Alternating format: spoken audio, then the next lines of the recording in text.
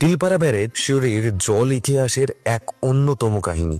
সিউড়ি শহরের ঠিক পাশে এই ময়ূরাক্ষী নদী এক ধরনের শান্ত প্রবাহ নিয়ে বয়ে যাচ্ছে, আর তার বুকে বহু ইতিহাস নিয়ে দাঁড়িয়ে আছে আমাদের তিলপাড়া ব্যারেজ।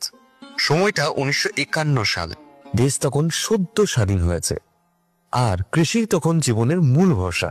কিন্তু সেচের অভাবে, অনাবৃষ্টি আর অনিশ্চয়তায় এসব কিছু সমাধান খুঁজতে তৈরি হয় তিলপাড়া ব্যারেজ আমাদের এই খরার জেলা বীরভূমে। তিলপাড়া ব্যারেজের মূল পরিকল্পনা ও বাস্তবায়নের নেতৃত্ব দেন মিহিরলাল চট্টোপাধ্যায়। তার সম্মানে বহু স্থানীয় মানুষ আজও এই ব্যারেজটিকে মিহিরলাল ব্যারেজ নামে পরিচিতি দিয়ে থাকেন।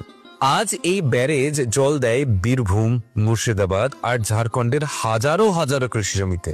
শুধু কৃষি নয়, বক্রেশ্বরের পাওয়ার প্ল্যান্টেরও জলের উৎস এটাই, এবং গোটা সিউড়ির খাবার জলের উৎস হিসেবেও ব্যবহার হচ্ছে এই